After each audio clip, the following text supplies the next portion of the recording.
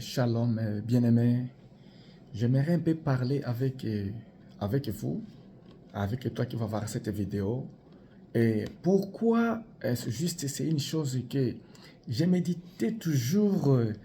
Pourquoi Dieu nous parle toujours de désirer. Donc c'est à nous de désirer comme les enfants nouveau-nés. Je me demandais cette question. Je me demandais pourquoi Dieu a dit de désirer d'être comme des enfants nouveau-nés. Pourquoi cette question? Je me posais tant de questions. Je me demandais, je méditais la parole de Dieu. Je me cherchais la réponse du jour aux nuits. Je me disais, pourquoi Dieu a dit ça? La réponse, c'est quoi? Désirer comme des enfants nouveau-nés.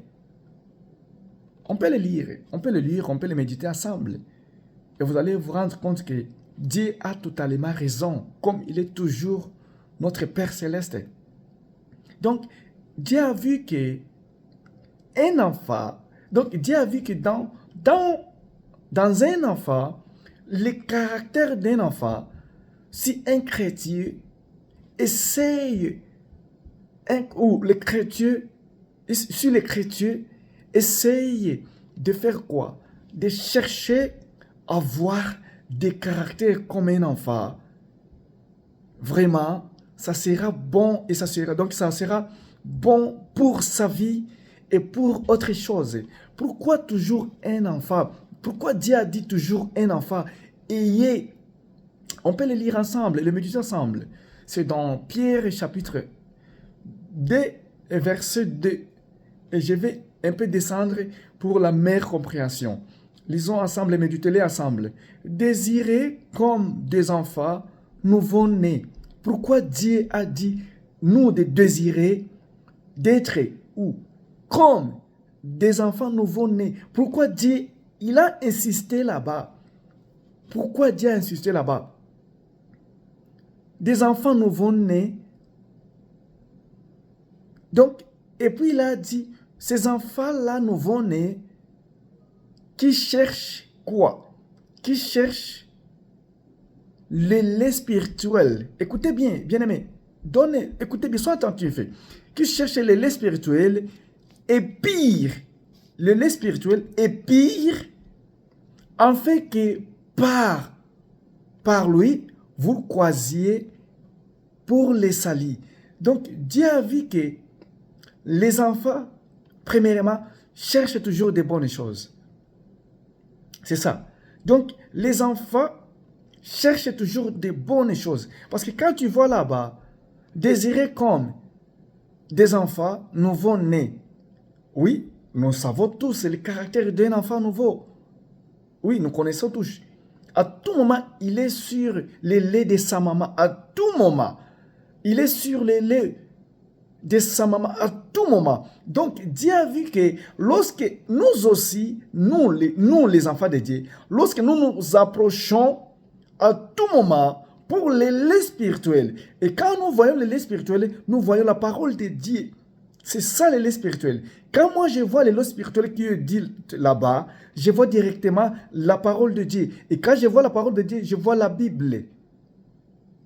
C'est ça. Quand je vois la parole de Dieu, je vois la Bible. Donc, si nous nous approchons à chercher le lait là spirituel, je vois déjà la Bible. Comme la Bible le dit toujours, comme Dieu disait toujours à Josué, que ces livres ne sortent pas de ta bouche. Méditez-les. Voilà l'enfant. Tu vois maintenant l'enfant. Méditez-les du jour et nuit. Donc, je vois directement, moi, donc Dieu a raison. Lorsque nous nous approchons de Dieu, donc nous aspirons quoi? Le lait. Et le lait là, c'est quoi? Le lait spirituel. Et quand on parle du lait spirituel, moi, je vois directement la parole de Dieu. Parce qu'un chrétien ou un enfant de Dieu qui n'a pas la parole de Dieu, donc là, il va marcher dans ce monde comme ça lui plaît. Et Dieu n'aime pas ça. C'est ça. Un enfant nouveau-né qui cherche toujours le lait spirituel. Tu vois, c'est la parole de Dieu.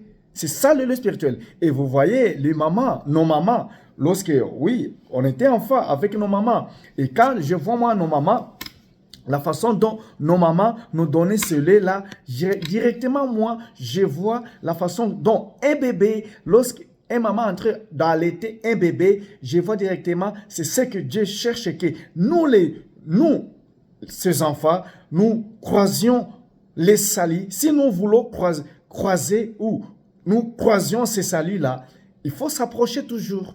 Il faut aimer toujours les laits spirituels. C'est ça. Pourquoi toujours l'enfant? Pourquoi Dieu a choisi toujours l'enfant, Pourquoi l'enfant toujours? J'ai constaté que j'ai dit, oh, il peut y avoir quelque chose dedans.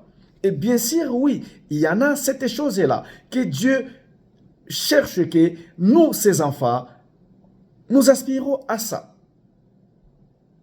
Nous savons bien, la Bible dit, Josué, que ces livres, méditez-les du jour et nuit. Comme l'enfant aussi, lorsqu'il est en train de téter sur sa maman, il est en train de chercher le lait spirituel. C'est-à-dire le lait que la maman donne à son enfant. Et si la maman ne donne pas à son enfant ce lait-là, donc l'enfant, est-ce qu'il va grandir avec la santé? Non, il ne va pas grandir avec la santé. Et nous aussi, comme enfants de Dieu, si nous n'approchons pas notre mentalité, notre désir au lait spirituel, est-ce que nous allons grandir vraiment? Je ne pensais pas. Donc, Dieu, lui, là, il a vu que si nous nous approchons, si nous désirons aussi de devenir ou devenir des grands ou des, je peux dire, les gens qui sont matures dans la parole de Dieu, il faut toujours s'approcher de celui-là, du lait qui est parlé dans Pierre, chapitre 2, verset 2. C'est ça. Méditons ensemble verset 3. Vous allez voir que Dieu a tellement raison de dire que désirer comme les enfants nouveau-nés. Parce que les enfants nouveau-nés aiment toujours les laits. Oui, c'est toujours les laits.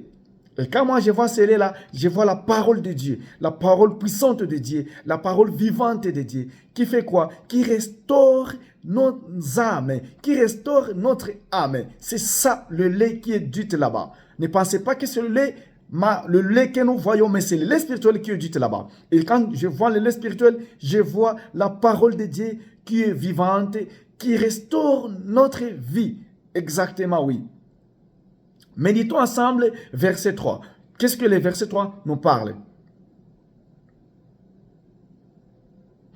Si vous avez goûté que le Seigneur est bon, exactement. Ça, c'est le verset 3. Si nous avons goûté que le Seigneur est bon, si l'enfant a goûté que le lait spirituel est bon, est-ce qu'il va laisser? Je ne pense pas si l'enfant va laisser. Et nous aussi, si nous avons goûté que le Seigneur est bon, est-ce que nous allons laisser le Seigneur? Je ne pense pas. Nous allons avancer toujours des tétés.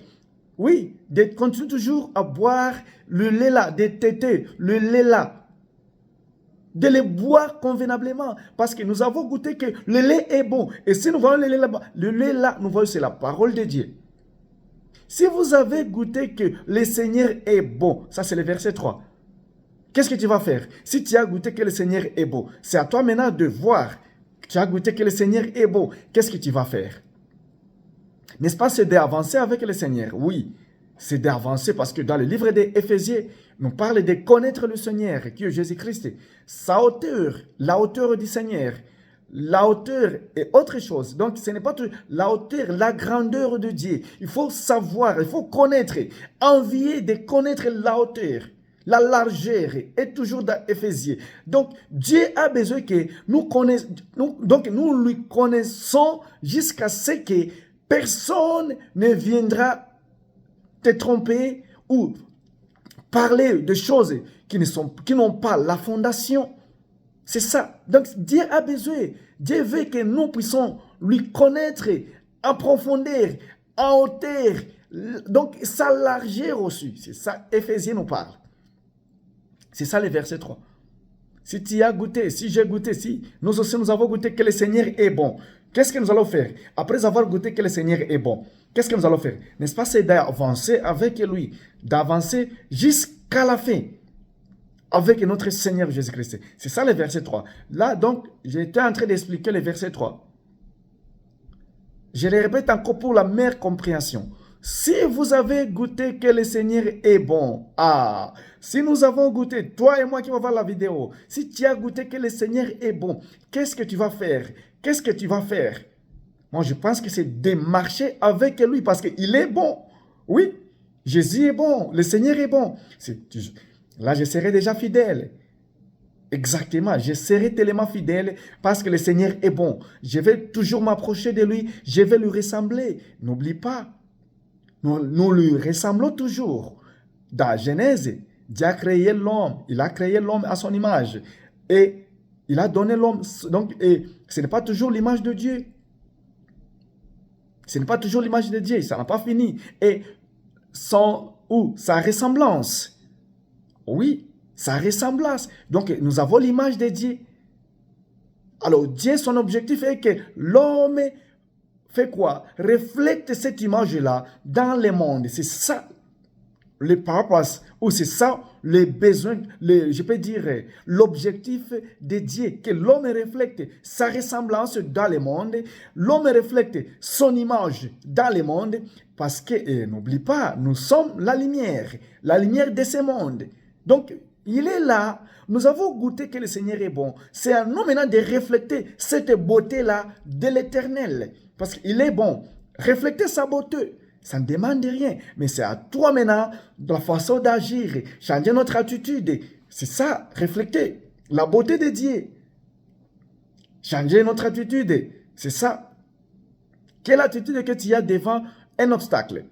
Tu paniques? Si tu paniques, ne panique pas. Attendez bien aimé, je te dis la vérité. Demeurez toujours dans le Seigneur et tu verras ce que le Seigneur va faire sur ta vie. Tu verras, je te dis la vérité, si nous demeurons toujours dans le Seigneur, malgré les épreuves, malgré les défis, n'oublie pas que les épreuves ne tuent jamais un enfant de Dieu. Vous vous souvenez de Job?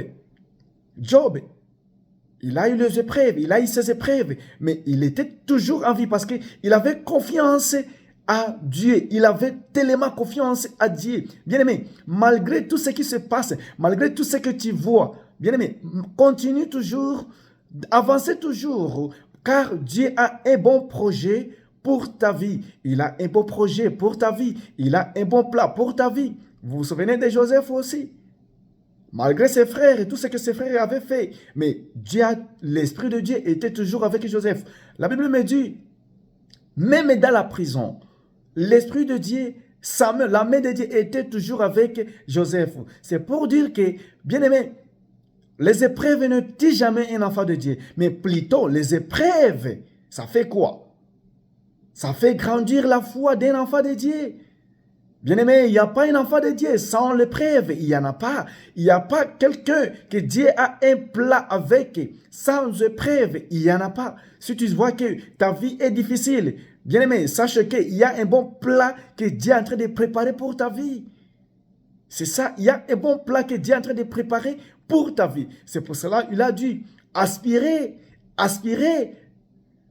d'être comme un enfant nouveau-né, encore nouveau-né. Pourquoi? Parce qu'il nous faut la nouvelle naissance.